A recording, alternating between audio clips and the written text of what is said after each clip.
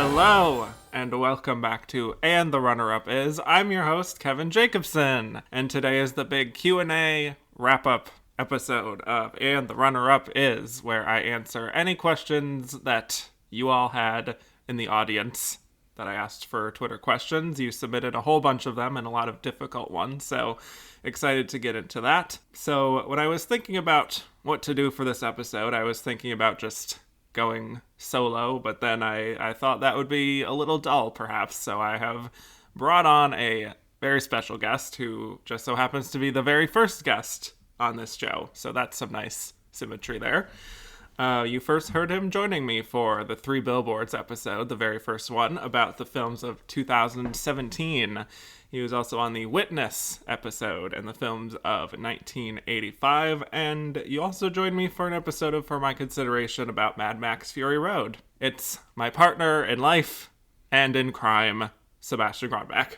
Welcome back. I don't do any crimes. I'm a good boy. Okay, well, wink. Winky, winky? Yes. No, I'm fine. I'm fine. Yes, okay. I have collated and tabulated the questions. They're all ready to go. Mm-hmm. I worked all morning on these questions, and boy, you organized them. I organized them all, and now they're all nice and they're in order, and they look very great, and they have a nice thematic flow to them. That's true. I had a pizza, I drank some soda, and now I'm ready to go. Wow, okay. We've got a lot of good questions here from some of our dear friends. Mm-hmm. I say "are" as if I have been involved in this. You know them by now. Lots of familiar Twitter handles you'll hear on this episode. Yes. Yeah. Nice to hear from all of our friends and have some good questions about the show, about Oscars, about Best Picture, about performances. And about the podcast. And about the show. Yes. And so I'm having you just go ahead and ask the questions to me in a bit of a turning the tables of what I have always done with my guests, which is ask the questions from Twitter and then they answer. Now you are asking the questions and I will answer to the best of my abilities. And isn't that interesting? I think so. Okay. It's I don't know, it's fun. It's fun. We're having fun. We're having a good time. Okay. It's Saturday. Yes. Are you ready to jump in? Yeah. All right. So I guess you should ask me that because you're doing the moderating. Are you ready to jump in? Yes. Okay. All right. I know you worked hard on getting these answers ready. So. Yes. I've taken a few notes because you all asked a lot of difficult questions of like tabulating 92 years of Oscar history here. Yeah. So basically, it's like, what are your favorite films from the history of film? Yes. So. And now that you have seen the history of film, not all of it, but a lot of it. Yeah. Most of the good stuff. Let's get into it. Yes. Let's first talk about the show. Yes. The podcast itself. And of course, our opening question here is from Gabe Guarin at Gabe the Joker. What inspired you to create this podcast? Well, I seem to remember actually talking to you in a food court about this. Do you remember that? Yes, I do. Of course, we were at the mall. We were at the food court. Yes. I was eating Taco Bell. That's a good detail. Most likely. Yeah, that is your brand. Probably enjoying it for 5 minutes and then not enjoying it for the preceding 25. Sure. And you had brought up an idea of doing a show. Yes. Well, I am someone who likes lists of things, as you do as well, and likes to cross them off. Love a good list. Yes. And I was thinking about how I hadn't seen all of the Best Picture winners. I'd seen a decent amount of them, but I wanted to finish that. And I thought it might be fun to just, like, do a little show about that, because also, I don't know how many people know this, but we had a podcast at one point, the two of us, right? And we stopped doing that eventually, but I was like, I want to sort of get back into the swing of that and try to create some sort of show, possibly around awards and Oscars, perhaps. But looking around, I saw that there was a lot of blogs and podcasts that were basically just talking about the Best Picture winners. And I felt like a lot of the discussion of those had been really talked to death, I suppose. You know, I didn't know how much I could add to that discussion. This was also around the time of the 2017 Oscar race, and that if you remember, was a big race where a lot of people were like, will it be The Shape of Water? Will it be Three Billboards? Could it be Get Out? I don't know. It was a very exciting Best Picture race. And then I started thinking about like the picture director splits of the past decade. And I just made like a little list of what I thought was the runner-up in each category from the past decade. And I was just sort of struck by this idea of films that got really close to being Best Picture winners and then sort of being canonized by history, but they just came up short. And I noticed that it hadn't really been done before, a series like this, and it just kind of snowballed from there. Well, there you go. Yeah. And now here we are almost 4 years later. Yeah, well, 3 years later. 3 years later. But still, a decent amount of time to be doing one show. Because as we are talking about, the Oscars of 2018 celebrating the films of 2017. Yes, exactly. As I now know. Yeah. We got a question here from Steve Costanto, who said, is the setup for the podcast similar to the setup you use for Gold Derby interviews? Well, in the beginning, I did video for every episode on Google Hangouts because I just sort of assumed that that was the way to do it. Also because I was used to that from Gold Derby. So in a sense, perhaps. But then I sort of realized that some of my guests did not really want to be on video and didn't think that they really needed to be because it's an audio podcast, which I was like, that makes sense. And that's why I started presenting the choice to guests to see if they wanted to do video or audio.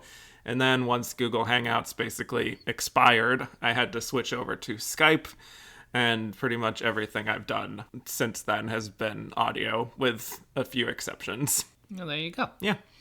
Juan Carlos Oano asks, which ep did you have the shortest prep time? That is actually a big one. It was the Graduate episode. I was trying to get Mark Harris for that. I eventually did get him, but he was about to start working on his Mike Nichols book right before when I was around the time I was requesting him to be on the show. And so he said that he had time like one specific week, but it was like a week or two earlier than I usually record. That I was going to record that episode, I mean. So I had to really prepare very, very quickly and watch all the movies and the surrounding Best Picture nominees and everything. It was intense, but I got it done. You got it done. And it was one of our best episodes, I think. Very proud of the work you did on that episode. Yeah. Jackson DeStefano asks, if you could pick anyone, dead or alive, to guest on the podcast just to hear their thoughts on certain winners and nominees, who would you pick? I would pick Glenn Close. Of course. Not only because I'm a stan, yes, but also because, did you see that video of her talking about how, like, Fernando Montenegro should have won Best Actress over Gwyneth Paltrow? I mean, like, there you go. Yeah, that's I feel like she would bring the heat. That's somebody who knows their history. Yes. I just feel like she would have a lot of opinions on things and would not be afraid to express them. I'm sure that if Glenn Close, you know how Louis Vertel does those things where you ask him Oscar questions and stuff like that, and then he answers like a whole bunch of them. I'm sure that if Glenn Close did that and you asked Glenn Close Oscar questions, she would have a lot of hot takes. Yes, and we like hot takes. We love hot takes. Mm-hmm. Ronaldo Sosa asks, do you have any episodes that you're particularly proud of? I'm proud of a lot of them, but I guess I'll just go back to the Graduate episode. I was very nervous for that one because that's Mark Harris. He's incredibly smart. And I was almost scared that I wouldn't even be able to keep up with just like having an equal type of conversation with him. But it was great, and I loved how that turned out. It is a case where Mark Harris literally wrote the book about the year you were talking about. Yeah. So I was like, I mean, you're the guest. You have more knowledge than I do. Go. But it was a good conversation, I think. I'm glad. Yeah. Jackson DeStefano asks, if you could go back and give yourself advice before starting the podcast, what would you say? I think I would say to record more ahead of time. Because I know a lot of friends who record like well in advance of when the episodes are about to release. And I feel like that would have given me a bit less anxiety and fear as far as booking the guest and then recording and then editing the show usually the next day and then putting it out on that Wednesday. Like, it basically is like a week of SNL. It's just like very intense for 1 week. A fun fact about the show, since I know this stuff because I've been here in the apartment the whole time. You do not bank episodes. Right. There are no banked episodes of this show. Exactly. Every episode that is released is recorded days before it goes up. Yeah, mere days before. And in the first half of the show, you were doing the show every week. I was doing it weekly. Yeah. And having to watch a whole bunch of movies every single week. And then it got to a point where I was like, I physically can't do this anymore. This is no longer a sustainable model. Plus, you were getting to an era where you had not seen nearly as many movies as you had talking about the 2000s and the 90s and stuff like that. Like the 60s and the 50s is where I felt like maybe I should space this out a little bit. But yes, that's what I would say. I would also just say to not get too anxious in general about like trying to watch as much as possible before an episode and just try to enjoy the process a little more. Yeah. It was still fun, but there were a few weeks where it became like work. It's a lot of work. Yeah. It is a lot of effort to put the show together. Yeah. And the fact that it is as good as it is a testament to your ingenuity. Wow. That's really nice. Okay. All right. Let's talk about the subject at hand, which is, of course, Best Picture. Oh, boy. So here are some questions about the Best Picture race. I got a question here that came from Jackson DeStefano and Steve Costanto, who asked, what was the biggest surprise when it came to watching all the nominees? What are some movies that you watched that you thought you'd like but didn't?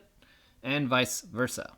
So things that you thought you wouldn't like, and you did. Right.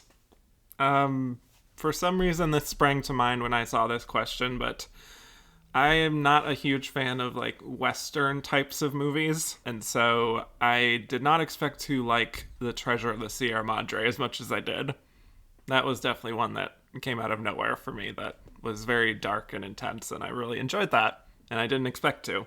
I also hadn't seen a lot of Merchant Ivory films, but I really, really loved those more than I thought I would. The Remains of the Day, Room with a View, Howard's End, that whole era of film, I really just enjoyed. I thought they were just going to be stuffy period dramas. A lot of people still think that they are, but I think they have a lot more going for them than people say. And for movie I thought was going to be great, but was not, for me, was MASH. Not a fan of MASH. Yeah. That is me speaking. Yes.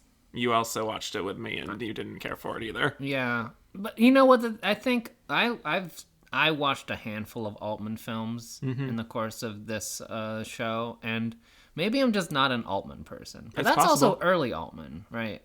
Yeah. Yeah. Also, I haven't seen a lot of the show MASH, so I don't know how different it is. I've heard it's not as acerbic as the movie.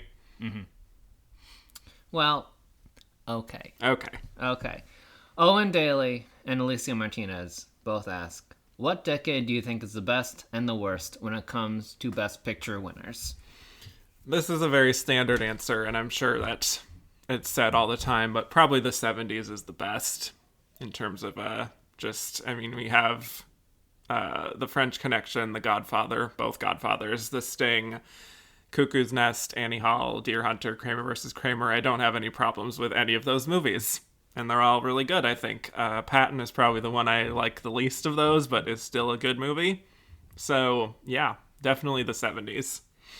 But for the worst, I do think it is the 30s, to be honest. Outside of It Happened One Night and All Quiet on the Western Front, maybe Gone with the Wind to a certain extent. There's a lot of clunkers there. Are you not a fan of Going My Way? That's the 40s. Well, I'm not the one that did the show. But you listen to it. I do. I always forget. You know. Okay. But, yeah. You get the Not point. a fan of that either, but... Yeah. James Eggs McRoy at Eggs Acid and Ronaldo Sosa ask, what's your favorite and least favorite Best Picture nominee? Multiples if you'd like. Yes, that's a very big question. I guess I would say just my favorite to watch is just Sunset Boulevard. I think it's a masterpiece from beginning to end. But if there, I mean, there is truly, we're talking 92 years of movie history. It's a very big question, but The Wizard of Oz,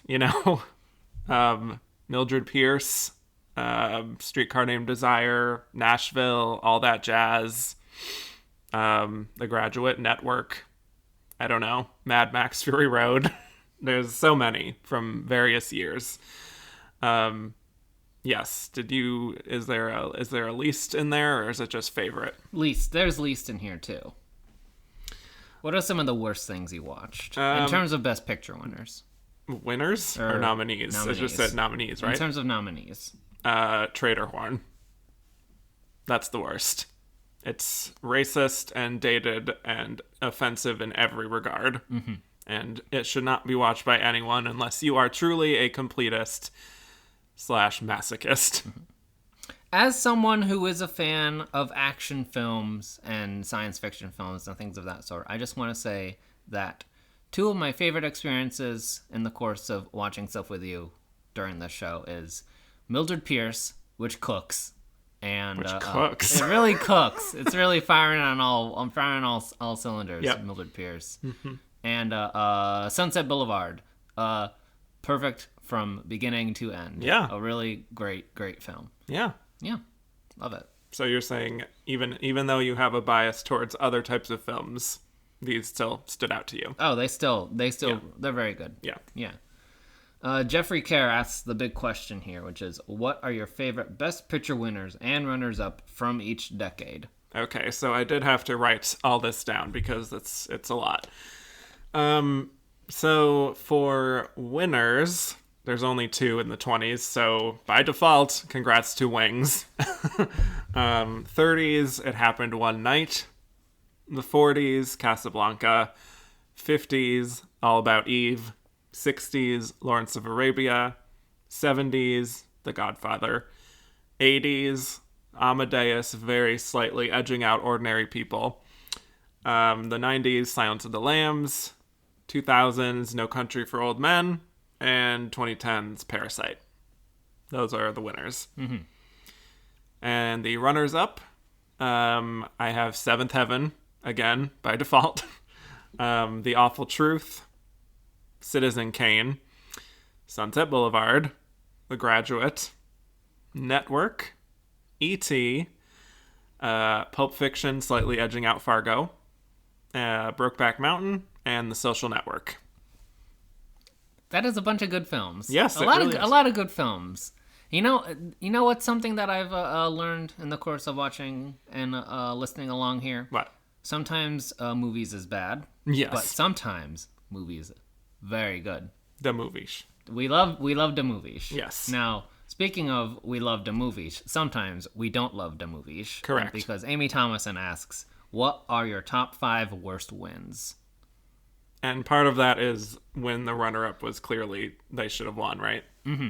Yeah, because I saw that question, I was like, I could just do my bottom 5 runners-up, but I think specifically with like the winner, like the runner-up really should have won over the winner. I went with a sort of different definition for that. Yeah. Mm-hmm. But the classic one, of course, is Brokeback Mountain, which should have won over Crash. High Noon should have won over The Greatest Show on Earth, for sure. Social Network should have won over The King's Speech. I have The Lord of the Rings, A Fellowship of the Ring should have won over A Beautiful Mind.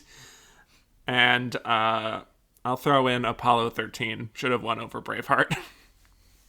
Yeah. That's fair. Yeah.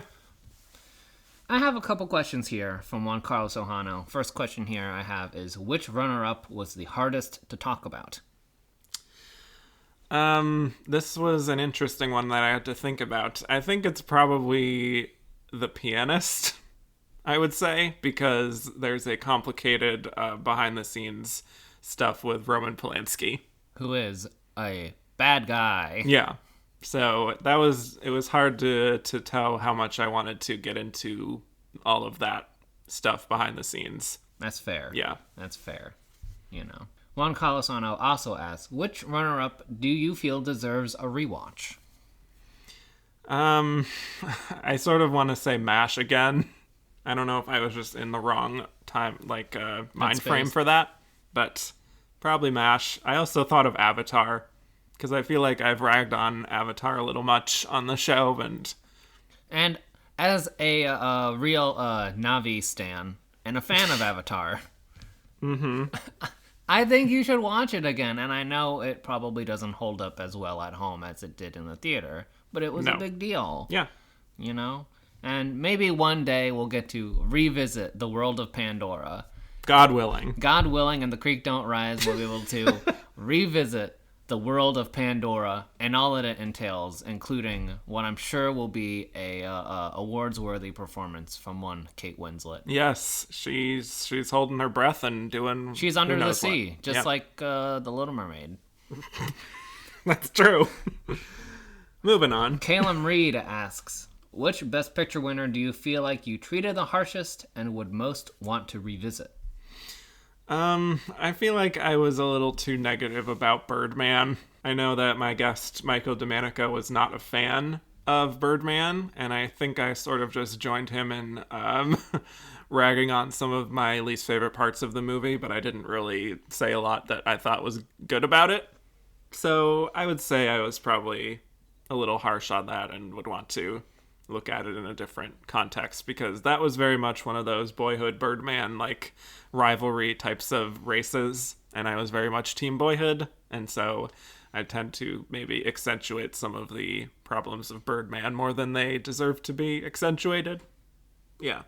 I like Birdman. I think the script is a lot, obviously, but I think it looks really good. And I like Michael Keaton and Birdman. And if we had been able to get Michael Keaton an Oscar for Birdman, then we wouldn't have had to give one to Eddie Redmayne.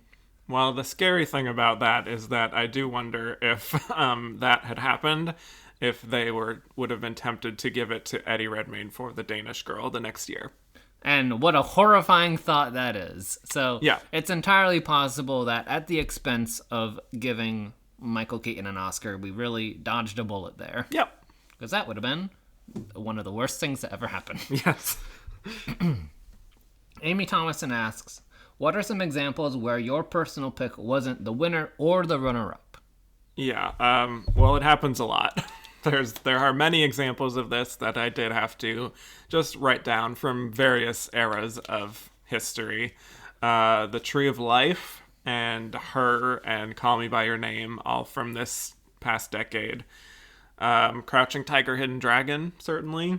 The Color Purple, I think, even though some people would just argue that that is a runner-up. I still don't think so, but that's that. But Mildred Pierce, as has been mentioned previously, is great. Should have won that year. And Double Indemnity, again, lots of examples. Marcel at Hodelmar asks, which of the runner-ups is the most deserving compared to the actual winner, and why is it Fargo? Yeah, well, that is one of my top 10 to 15 runners-up, so it's not my number one, but that's fair. I will just say, again, Brokeback Mountain is the most deserving compared to the actual winner, which was Crash. Mm-hmm. But that's a pretty low bar there. Yeah, but yeah, I feel like I'm sort of repeating myself, but there's also High Noon versus The Greatest Show on Earth, which is just such a world apart away from in quality. So, Best Picture Cast asks, among all the runners-up you covered, which is the one movie you wish won Best Picture the most, and which are you the happiest did not win? Well, Sunset Boulevard is my top runner-up in general, but I don't take anything away from All About Eve winning that.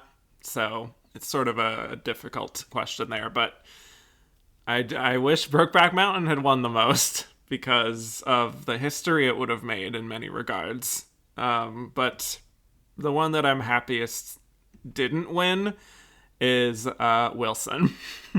Sorry to Jackson DeStefano. Wilson. Not good. Not good. Sorry. A slog. Yikes. Just we would have looked back on that and been like, how did this get any votes for anything? Do you think they'll ever try to redo Wilson? Do you think they'll ever be No. like? Do you think they'll be He's not a good person. We're gonna give Woodrow Wilson another shot. We're gonna give Woodrow Wilson the biopic he deserves. Let's cast Woody Harrelson God. as Woodrow Wilson. Woody is Woody, and Woody Wilson. Wasn't he in a movie called Wilson? That's a great question. Is that the joke you're making, or No. is that accidental? It's accidental. It's completely accidental. I have no idea. Okay. Let's transition into some questions about Academy Award nominated performances. Acting. And question that we got from Trish, aka Kyle Bailey, as well as New Chels and Gordon at Mark Wahlberg. Was there a great discovery on your journey, actor or director-wise, that you are thankful for? Do you have a top handful of performers that you enjoyed covering? There are many, many examples. Again, Jean Arthur, hello. Hello, Jean Arthur. We love Jean Arthur this house. Yes. We stand Jean Arthur. Yes. I mean, Montgomery Clift certainly was a really fun discovery. Very recently was Edna Mae Oliver, who is the den mother of character actors. And I certainly liked Cary Grant before this, but watching a whole bunch of his movies in a row definitely just cemented my love for him. As for you, I know. So I am uncultured and new to a lot of this. So I don't remember why or what year it was, because I know it wasn't a big nominee for anything as far as I can remember, but we watched Arsenic and Old Lace, right? Yeah. And I saw this guy, and he was acting real goofy. And I'm like, I like this dude. Whoever this dude is, I like him quite a bit. And that dude was, of course, Cary Grant. Yes. And I don't think I've seen too many of the non-comedic Cary Grant performances, but the Cary Grant comedies are, on the whole, great. Yes. And Bringing Up Baby is for me, top 5 film. It is so funny, and it is so good. And it also, that reminds me, Katharine Hepburn. Oh, yeah. You know, who I only knew as an older actress. So seeing her in the younger years was a real treat. Yeah. And I love them together. Yeah, they're great together. I love them together and with an animal. You can't go wrong. You got to get that leopard in there, and hey, you're cooking right there. Yes. Others, I would say Rock Hudson certainly was a good example. Ingrid Bergman, I think, I have a whole nother appreciation of her now that I've seen a lot of her big stuff. I actually hadn't seen too many Bette Davis movies before this, but I mean, she's a powerhouse. Joan Crawford, speaking of Betty, certainly. Claude Rains, love him. What a guy. Anytime Claude Rains shows up on screen, I'm like, that's the guy. There he is right there. Yeah. I'm ready for him. So a lot of classic Hollywood people. I know that some people already have discovered these people many years ago, but they were new in appreciation for me. Any directors over the course of the show? Billy Wilder is someone who can do no wrong in my eyes. Certainly watching a lot of Douglas Sirk movies, I have a big appreciation for him. Those are the big ones. I enjoyed watching my first Frank Capra films. Those are good. Yeah. And they're fun. Yep. Ronaldo Sosa asks, what are your favorite Best Actress nominees? Ever. Okay. I have a set few that I've tweeted about a few times, but Jenna Rollins in A Woman Under the Influence, certainly. Whoopi Goldberg in The Color Purple. Gloria Swanson, Sunset Boulevard. Judy Garland, A Star is Born. Glenn Close in both Dangerous Liaisons and Fatal Attraction. Yeah. John T. at TMROJ asks, what are some performances from Best Picture winners you're shocked didn't get nominated? Yes, this was a very fun question to think about and to look into a little bit. So I did write down a few as well here. The big one that I thought of right away when I saw this question was John Cazale for The Godfather Part 2. It is baffling to me to this day that there were 3 Best Supporting Actor nominees for The Godfather Part 2, and none of them were for John Cazale as Fredo. Literally makes 0 sense to me. I have a question because you know the history better than I do, and I'm trying to recall. Was John Cazale ever nominated? No. That is absolutely bonkers. Despite all of his films being Best Picture nominees. Like, he was in all of the right movies to be recognized, but he himself was not. And I think this is not a controversial opinion at all, but he is great in every film he is in. Yeah. Oh, yeah. Yeah. Yep. But I also have a few others that I wrote down. How about the recently departed Christopher Plummer in The Sound of Music? Where was that? Where was that nomination? Ted Levine for The Silence of the Lambs. I mean, it's a creepy character, I understand, but, like, clearly a standout supporting person for that. And Richard Gere for Chicago is a strange one for me that he did not get in. And also, you recently rewatched The Departed. I do not understand what happened with the acting branch that only Mark Wahlberg was nominated for that. It's so weird. It is so weird that happened. Leo should have been nominated. Jack Nicholson? Why are you not nominating Jack Nicholson in The Departed? Yeah. Yeah. It's just bizarre. It is weird that of all of the performances in that film, the one that gets in is Mark Wahlberg. Yeah, I will never understand it to this day. And just finally, I'm not really shocked by this, but certainly disappointed that no one from Parasite was nominated. Yeah. I think as we continue onward into Oscar history, hopefully we'll get more actors from international films nominated with the membership. Nominated in acting categories, and it's going to feel more and more egregious that the cast there wasn't nominated anywhere. Yep. Speaking of which, Eric Maxwell Bruns at Movie Snurb asks, top 5 egregious performances to not be nominated and bottom 5 performances to win. Yes, this is a fun one. And this is another one where when I saw this question, there was immediately one person who came to mind, which is Anthony Perkins in Psycho. Where was the nomination? Especially because that was a movie that was nominated for, like, Janet Leigh and for director. What's wrong with him? I don't know what happened.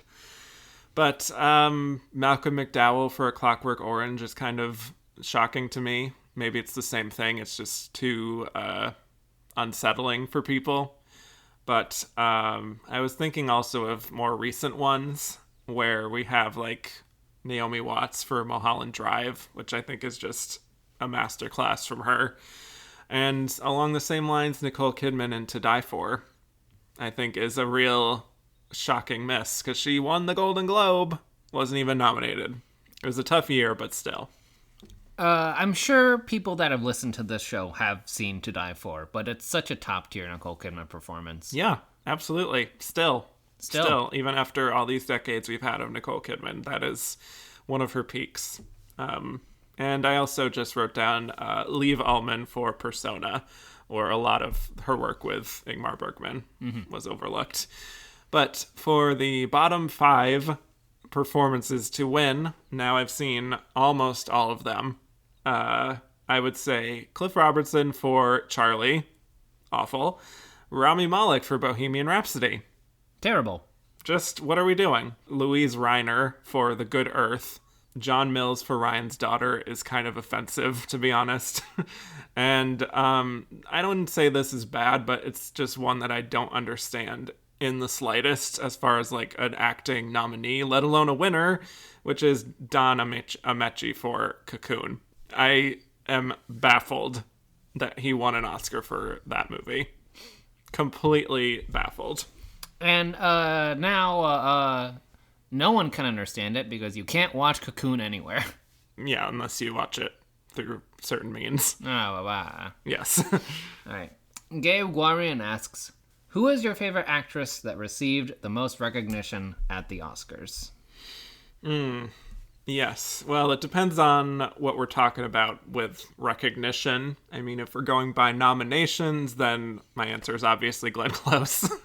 But I will just say Meryl Streep is an actor who just is... Everyone has something to say about Meryl Streep. She's fantastic, yes. But I truly feel, having now watched all of her performances that she's been nominated for, thanks to Academy Queens for inviting me on that Meryl Streep ranking, she gets all those nominations for a reason. You know, people say she might be overrated or that she's nominated too much. Maybe 21 nominations is a lot, but there's a reason for that. She's absolutely able to transform into whatever the project needs to be. So I would say her, but same goes for like Bette Davis, Katharine Hepburn, certainly Jane Fonda, Cate Blanchett, Ingrid Bergman. Yeah, it's hard to quibble with the amount of recognition that they all received. So my answer is like 8 different women. Good. Yeah. Ronnie Castle asks, number 1 favorite performance to win in all 4 categories. Yes. Okay. Well, I've already revealed on Twitter that for actress, it is Vivien Leigh for Gone with the Wind. Yes, for that. And then for actor, that's been something I've been really trying to figure out, but I actually settled on F. Marie Abraham for Amadeus. That's very good. Thank you. Yes. For supporting actress, I have one that is from the 21st century, and that is Monique in Precious, who is just on a whole other level, I think, compared to, like, honestly any other performance that's ever won supporting actress. It's chilling to this day what she did in that movie, and I want her to return to movies. But then for supporting actor, this is a tricky one because this person should not be in supporting actor, but it's Timothy Hutton for Ordinary People, who has over an hour of screen time in that movie and is very much frauding and supporting, but when you have that much material to work with, I guess you just naturally stand out. But yeah, he's beautiful and brilliant in that movie. What a knockout performance from him. Yeah, in Ordinary and People. so young to be, delivering that. Mm-hmm. Reflections in a Golden Eye at TP Hedge asks, who do you think would have won as supporting actors and actresses prior to the categories being introduced? This is a question that I definitely struggled with because it's really, really hard to know what the Academy would have valued at that time, especially in those early days, because that was like, it just was a lot more random, I suppose, compared to what we have now. But I just wrote down a bunch of sort of character actors and supporting performers that I think would be getting some recognition.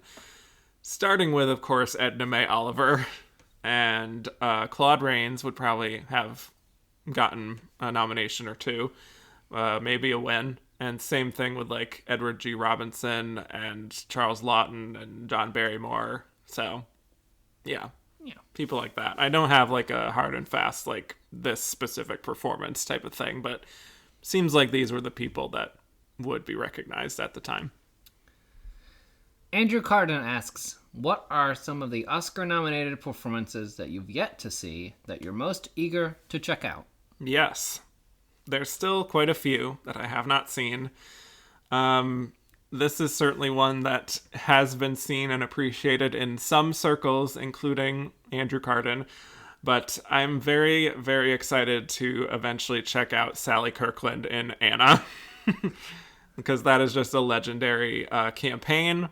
And when people see it, they're like, I understand why she was nominated. And it's such a like unique kind of performance that I'm excited to check that out. I don't know how I will be able to see it because it's not really available from what I understand, but I'll find a way.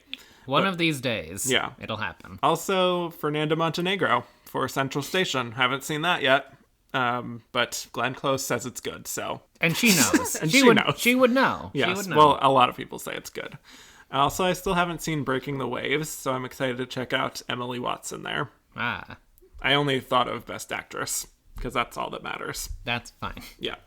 Brandon Stanwyck asks, are there any pre-1982 Best Actress or Supporting Actress nominated roles that you feel would have been perfect vehicles for Glenn Close?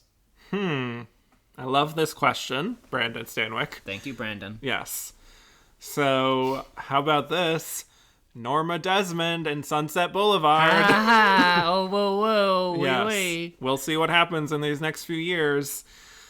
But also, I do think she would do really great as Nurse Ratched in One Flew Over the Cuckoo's Nest, for sure.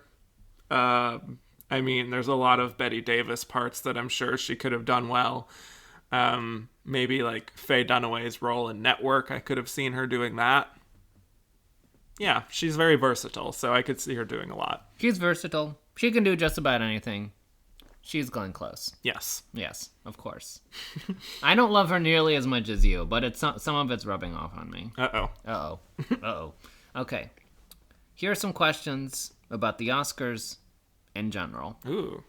From Juan Carlos Ohano. What is the worst film you watched for the show? Trader Horn. I mentioned it earlier. Offensive on every level. Very, very bad. I was sick to my stomach after watching it and questioning why I'm doing this.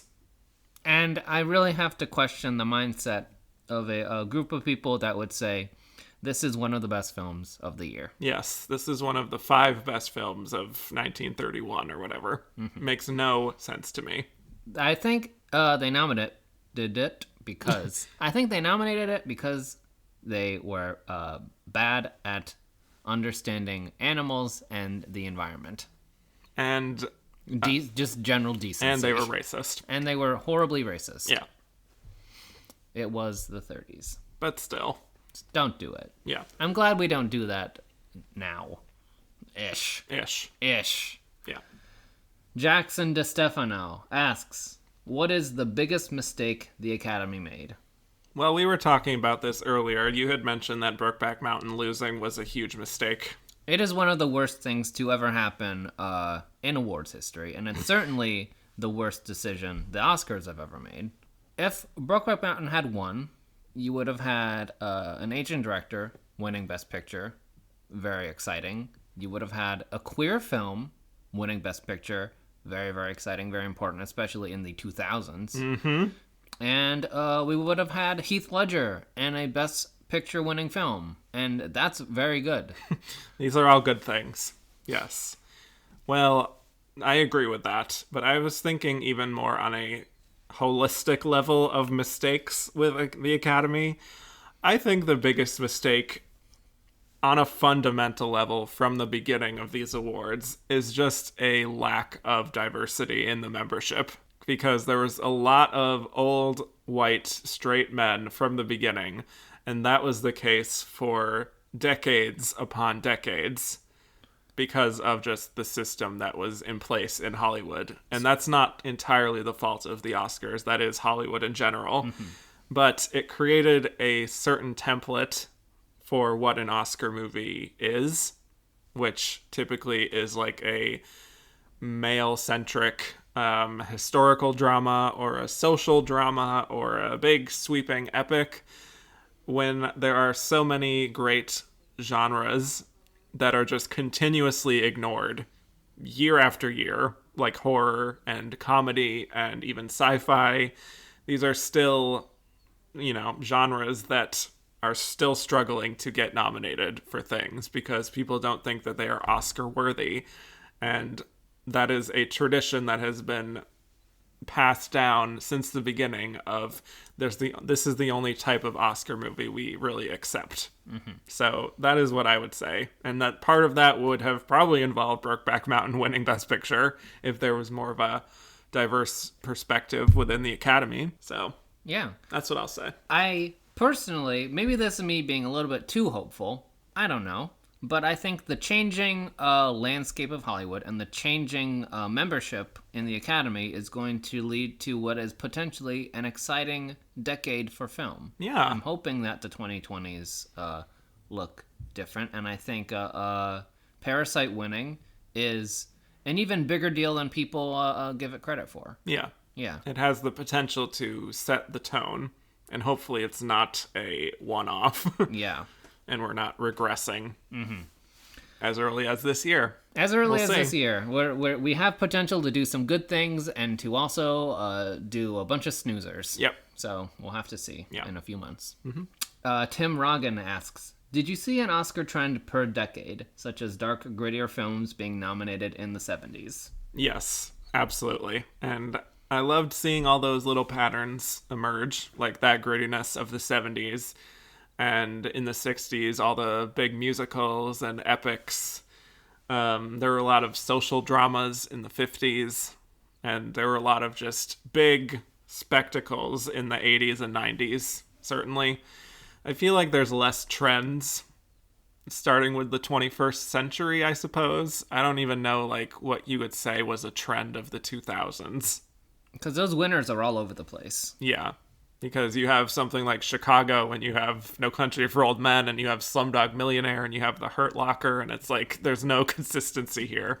Towards the end, I suppose there's some, like, The Departed and The Hurt Locker and No Country for Old Men that's more darker and cynical films. But I don't know. You have Slumdog Millionaire in the middle of all that, so it's hard to really say that's a trend. Sort of the same thing in the 2010s. Miles McHale asks, has the expansion to more nominees helped or hindered the quality of film considered, both the recent expansion and the expansion in the early Oscar years? Is it a cop-out to say both? No. Yeah. But you should certainly expand. Okay. Well, I think a good example would be like 2017, where we got things like Call Me By Your Name, which might not have been in getting into a top 5 normally, right? But then we also have something like Darkest Hour, and it's like, this doesn't need to be nominated for Best Picture. What are we doing? And that's just, it wouldn't have been if it was a top 5. So I think it's a mixed bag, depending on what year it is. But I think the early 30s, it was a mistake to expand to like 10 or 12 nominees, because there was a lot of filler in those years, as you recall. A lot of junk in those years. Yeah. I mean, we at least got a more of a diversity of types of movies, like just like a random Mae West movie or like a big musical, certain things that wouldn't be nominated in a field of 5, but on the whole, not a lot of those hold up. So, yeah. Alicia Martinez asks, having gone through this process, which category do you feel has, quote-unquote, gotten it right the most consistently, and which do you feel has made the most questionable choices? This might sound strange, but I've found that Best Supporting Actor is the least objectionable for me. Maybe because I just don't have much interest in that category, that I don't almost never really care who wins. But I did find that on the whole, I don't have too many objections with a lot of those winners, especially over the past decade or so. I think they've gotten it pretty right compared to what the category had. I definitely feel like in the course of the last few years of paying attention to the Oscars, I feel like when people win Best Supporting Actor, nobody is ever really up in arms about it, as much as they would be about actor, even, or supporting actress or actress. Yeah, they're just like, good for them. That's fine. That's fine. Yeah, there's a lot of popular winners from supporting actor. So, but my most questionable for me is actually Best Actor, especially over the past decade. It's just been a really rough set of winners as of late. I don't know what is going on with Best Actor categories, because it's not just the Oscars, because a lot of these performances are sweeping, so it's on the Golden Globes and SAG and Critics' Choice and BAFTA that these performances are just sweeping, that I don't understand why. And the thing that sucks too is that there are great actor performances from the past decade, and they keep getting overlooked for these performances that are oh, this is acting. Yes, with a capital A. Look at the acting that is happening when Joaquin Phoenix is putting on the thing and saying, I'm going to become the Joker. I'm like, come on.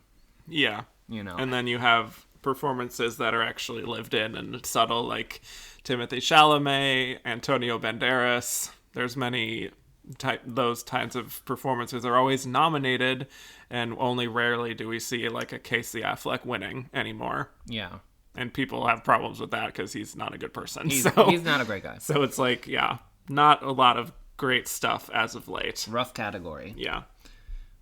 Mark Lamb asks, Best Director and Picture for many years were usually awarded for the same film. Is there any of those that should have been split, with another director of another film winning instead? Yes, and this is another one that I had to write down a bunch of them because, again, we're going to like 92 years of history. Certainly the prime example that comes to mind, I would say, is 2010 with The King's Speech, which I would have said fine if it won Best Picture. If David Fincher had won Best Director, I would have been fine with that kind of a split. But the fact that Tom Hooper beat David Fincher is very silly. Actively absurd. Yeah. And like, that is, in my opinion, the only scenario there that makes any sense. Because the idea of giving The Social Network Best Picture and then giving Tom Hooper Director is bizarre. Deranged. Truly. Yeah. But I also wrote down a few others. Mm-hmm. Ordinary People. I think Robert Redford did a masterful job directing that movie. But, I mean, Martin Scorsese for Raging Bull was right there.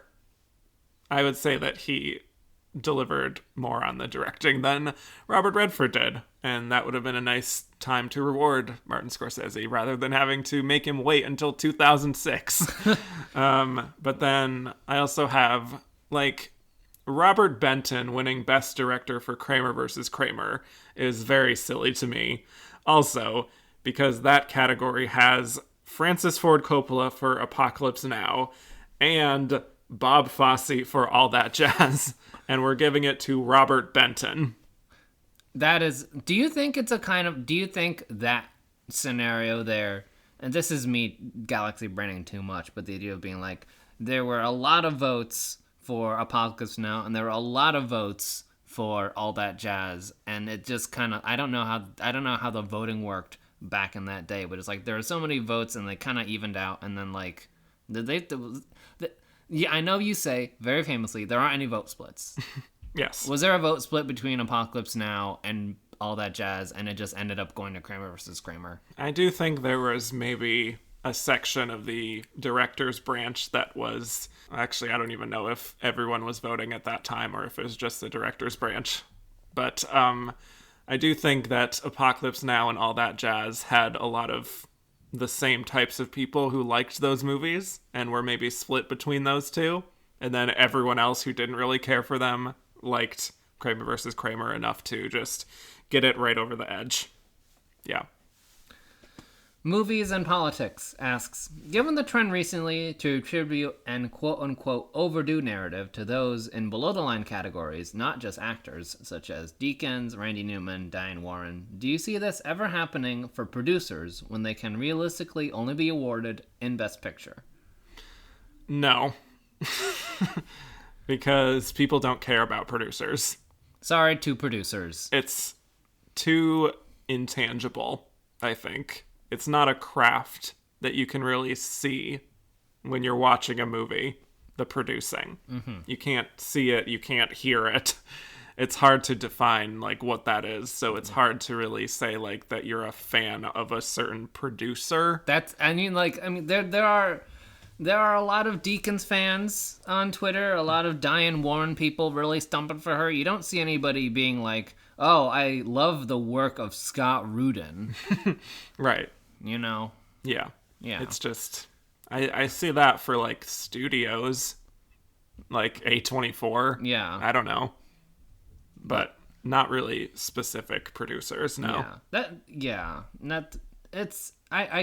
get like the idea of the question, but I think if you really want that, producers, you gotta get out there. You gotta start putting your face out there, being like, I'm a producer of movies.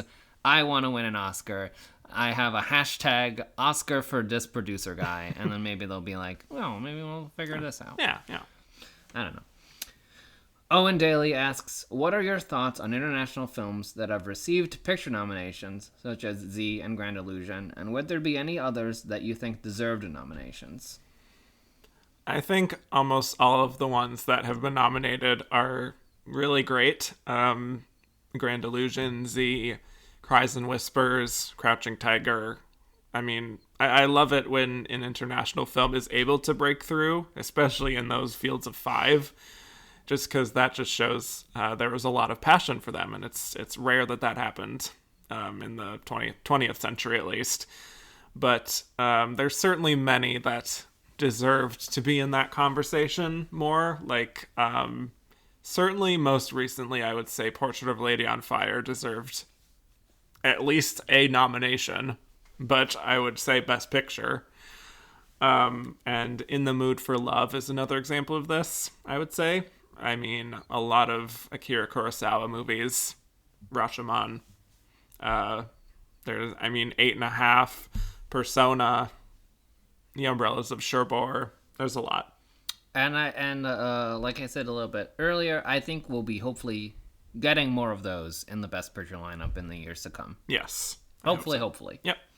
Gabe Guarin asks, what year would you change the most in terms of what was recognized at the Oscars? Okay, so I think 1963 is an absolute disaster at the Oscars, especially for Best Picture, but one that also came to mind is a recent one, which was 2011. That is a year that I think you look at that year at the Oscars and you would assume that it is just one of the weakest years in film history. That's the artist year, right? Yeah. When there are so many films that were just overlooked, or they only got like 1 or 2 nominations, and I don't really understand why. Such as Drive, or Melancholia, or how about Bridesmaids should have been more of a presence. Young adult, we need to talk about Kevin, Shame. There's a lot of, I guess, maybe they're too dark in general. I don't know what kind of headspace we were in 2011. I don't know, but there was a lot of like nostalgia-based films that year. But you give picture to the artist and director to Michelle Hazanavicius. Yes. Boy. Yep. Weird. That is going to be a tough question for trivia people in the future. To be like, he won Best Director for the artist. It's true. Marcel at Hodomar asks, which year do you think is the strongest and the weakest according to the impression you got making the podcast? The strongest year, I guess I was only thinking about this in terms of Best Picture, but that's hand in hand, I suppose, with acting and all that stuff. But strongest year, I would say, is 1975, which is just an all-timer Best Picture lineup where we had One Flew Over the Cuckoo's Nest winning, Barry Lyndon, Dog Day Afternoon, Jaws, and Nashville. Those are all movies that people still like and watch today. And when you look at pretty much any other Best Picture lineup, there is usually at least one that people are like, I don't know what this is bad, and anything of that sort. Whereas this, I think, very few people have problems with this lineup. I'm always partial to the Network year. Which is the next year. Mm-hmm. Yeah, which is Network and Rocky and All the President's Men and Taxi Driver. Yeah, it's a good year too. Mm-hmm. Good year in the 70s. But weakest year, still 1963. Also, the second Academy Awards, 28-29, was just awful. And same for 1931. We're still trying to figure out movies. We don't know what movies are. We're learning. We will get there. Yeah. But it might take a little while. Yeah. Gordon at Mark Wahlberg asks, are there any years where you think a particular lineup or winners in a major category actually reflects the best that year had to offer? I mean, 75 again. But also, I actually think the 2010 Best Picture lineup is fantastic overall and really reflects a lot of different genres and, big box office hits and also critic hits. it's a really good mix. Yeah. For those who don't remember, that is The Social Network, Black Swan, Toy Story 3, Inception, Winter's Bone, The Fighter, a lot of movies that people went to see and also liked. I think that was a real high point there Yeah. for the Oscars. And I think a lot of people cared about the Oscars and people were going to see the films. Mm-hmm. And sometimes it feels like that doesn't happen as much nowadays. No, Yeah. it doesn't. So, what a difference a decade makes. What a difference a decade makes. Yeah. Okay, we got a few more questions here, just about Dunzo. Joey Gentili asks, which episode are you looking forward to having me back on? Okay. The one where we talk about Glenn Close winning an Oscar. Oh, well, Glenn, you gotta get that Oscar, so then we can do the episode. Yes. So, looking forward to that one, Joey. Amy Thomason asks, who made you swoon more, Rock Hudson or Montgomery Clift? Well, those are two of my boys. I'd say on the whole, probably Rock Hudson, but in a certain light, sometimes with Montgomery Clift, he is just an impossibly beautiful person. It's just spectacular. So, Rock Hudson in general, but in certain lights, Montgomery Clift. I am very much team Rock Hudson. Yes. We adore him. I love him in a plaid sweatshirt. Yes. Yes. Trish, a.k.a. Kyle Bailey, asks the most important question here. Favorite Kyle Bailey nickname? Yes. That has been one of the fun things with the show, is tracking Kyle Bailey's Twitter names with his questions. I mean, Glenda Miss Jackson If You Nasty is just an all-timer. And every time I've read it on the show, my guest has usually laughed. So you gotta go with that one. But I always love this. I think you love this too. Faye Dunaway's Salad Boy is prime. Faye Dunaway's Salad Boy is very funny. Yes. It is very funny to see, and it is very funny to hear. But I do also love Trish, the new one. Mm-hmm. In honor of Trish, a very important character in our lives now. Yes. Barb and Star. Mm-hmm. I got one more question here, and I think this is a good wrap-up one for the episode. Yeah. And to kind of cover the show as a whole. Okay. I got a question here from Cody Derricks, who asks, on the whole, which would you say is the better collection of movies? The actual Best Picture winners or the Best Picture runner-ups? Do the Oscars get it right more often than wrong, or vice versa? Yes.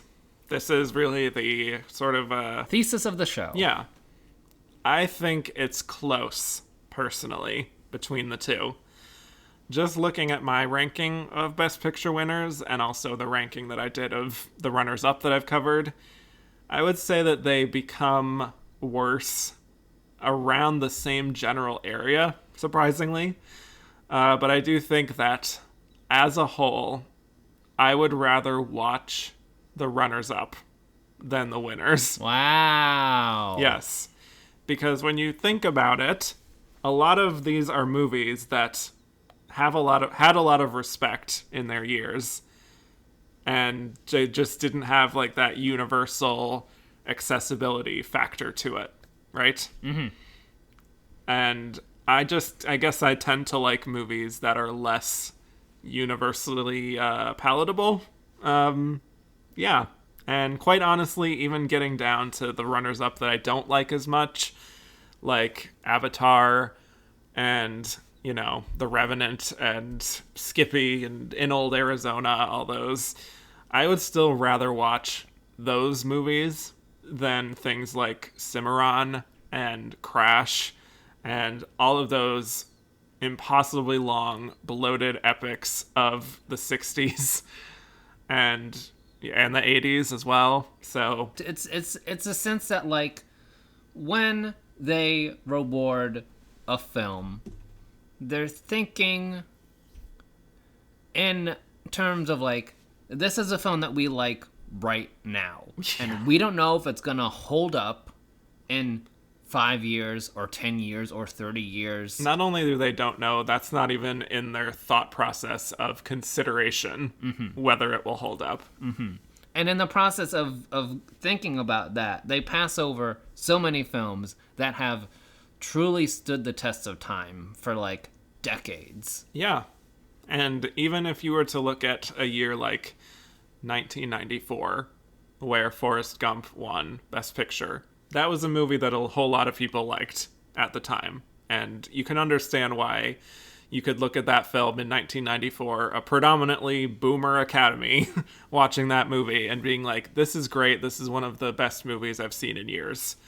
But they're not thinking about how there's this other movie, Pulp Fiction, that is really going to be an influential film going forward into the 90s and even to today with nonlinear storytelling. So, you know, even years that it doesn't seem like super obvious that, you know, that Forrest Gump won't continue being this revered classic, that's even years like this are examples of that. Well, we have answered the show. The show has been answered. The show has been answered. Mm-hmm. And the runner-ups are the true winners. Truly, the runners-up here are the winners. Yes. And wasn't this fun? I think so. Wasn't this just a wonderful time? Thanks to everyone for all of the questions. Thanks to Kevin for putting on a really great production the past 3 and some odd years. And thanks to you to showing me all of these wonderful and sometimes films that I fall asleep during. Yes, and sometimes films that you watch for 20 minutes and you'll be like, I think I'm gonna go take a nap. And then I take a nap, Yep. and then I come out and I'm like, was that a good film? And sometimes you'll say, you missed a really good one, and then sometimes you will say, no. No. Yeah. Well, we only have one more thing to do, which is the thing everyone's been waiting for, which is the revelation of the top episodes of And the Runner-Up Is for 2020 and early 2021. Are we excited? I am excited. I haven't told you ahead of time what... I have not been spoiled, so this will all be news to me. Yes. I don't believe I was on any episodes, so I have 0 stakes in this race. But I did vote because it's important to vote. It's very important to vote in different endeavors in life. Mm-hmm. Yes. Whether it's a presidential election or selecting your favorite episodes of an award-centric podcast. Yes. Okay, so we had 27 episodes to pick from here. I asked people to pick up to 5 of their favorites. So I was very pleased to also see that every episode received multiple votes. So, you know, guests out there, even if you only voted for yourself, there were still quite a few other people who voted for you too. So everyone gets a trophy. That's good. So congratulations to Wilson. Yeah. So, yeah, even if you didn't make the top 5, don't feel too bad. This was a very close race in general. Once you got to even, like, the top, like, 15 or 20, there were just a lot of votes for different episodes. Mm-hmm. So, lots of support all around. Somebody out there liked your episode, and that is good to know. And isn't that beautiful? Yes. So, here's what I'm going to do. I'm feeling generous. So I said I was going to reveal the top 5 vote getters, but here's a twist. Instead, I'm going to reveal the top 10 in chronological order of when the episodes came out. So you can think of this like an Oscar qualifying type of shortlist. These were the 10 that were the most voted on, but again, these are in chronological order. This is not vote total order. So once I reveal that, you will get your little congratulations, and then you will hear the actual top 5 in order of the votes. So, lots of fun suspense there. Are we ready? Yes, I know you like suspense here. I love suspense. Okay, here are the top 10 episodes as voted on by you, the fans, in chronological order. You can react if you want. Okay. Or you can politely applaud, do whatever you need to do. I will sit in silence. Okay, but what if you hear one that you really like? Then I'll make a little noise. Okay. Here we go.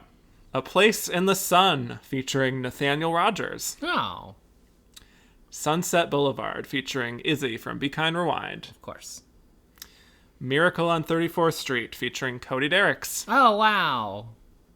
Roma featuring Thomas Lafley. Oh, that's good. The Grapes of Wrath featuring Ryan McQuaid. Wow. The Awful Truth featuring Casey Lee Clark. Yes. The Story of Louis Pasteur featuring Joey Gentili. Wow. The Informer featuring Baby Clyde. Hey. 1917 featuring Nicole Ackman. Oh, good. And finally, Seventh Heaven featuring Eric Anderson. Yes. So congrats to that top 10. Yes. Thank you. All right. Are we ready for the unveiling? Of the top 5. Yes. Here we go, folks. Stakes are high. The number 5 best episode is Miracle on 34th Street featuring Cody Derricks. Congratulations to Cody Derricks. Yes. Santa Claus is coming to town. And he's giving you a little certificate that says number 5. Number 5. Yes. The number 4 episode is the very last one, Seventh Heaven, featuring Eric Anderson. And Santa Claus is coming to town, and he's giving you a little framed picture of the number 4. Yes, and a little Janet Gaynor something. Yeah. Yes. Here we go. The number 3 episode is The Grapes of Wrath, featuring Ryan McQuaid. Wow! Congratulations to Ryan. And there's a wagon pulling in from the Dust Bowl, and the guy's giving you a little grape, and it has a 3 on it. A little grape with a 3 on it. Yes. Okay. And here we go. Are we ready? We're getting to the runner-up here in the spirit of the show. Number 2 episode is 1917 featuring Nicole Ackman. And oh boy, the guy, he's running down the thing, and here he comes, and he's got a big hat or a jacket, and on the back of the jacket is the number 2, and he's like, "Oi, I've come up from the trenches to give you this jacket. Congratulations on your number 2." What about like a silver medal? Oh, yeah, that's probably more appropriate. And Yeah. the medal says number 2, and congratulations. Yes. And here we go. Drum roll, please. The number 1 episode of 2020 and early 2021 is Sunset Boulevard, featuring Izzy from Be Kind Rewind. And oh boy, here comes Norma Desmond, and she's coming down the steps, and she's doing the fingers at the camera, and she's saying, "You're number 1," and then we fade to black, but it's very intriguing. It's very intriguing and profound. Mm-hmm. Yes. Wow. So congratulations to Izzy from Be Kind Rewind. Yes. For having a very great episode. Yes. Not only was she voted the number 1 here, but that episode remains my most downloaded episode in the history of And the Runner-Up Is. Mm-hmm. So there you go. Mm-hmm. Not only does she have the critical acclaim, but she has the downloads. She is truly for both the fans and the critics. Exactly. Mm-hmm. Yes. Well, we did it. What do you think? Was that fun? I think we did great. Yes. I think we had a good time. I think we answered a lot of questions, and this was a wonderful experience. Yes. I agree. So I will be back in 2 weeks to cover this year's Oscar nominations.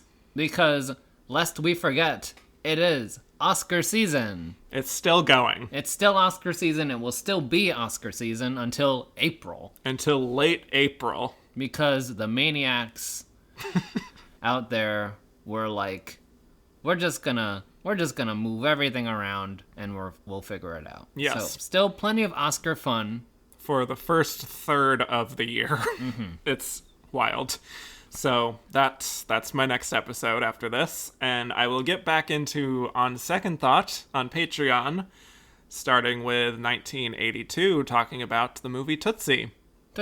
And I'll do that right after my nominations episode, continuing on a bi-weekly schedule with Patreon.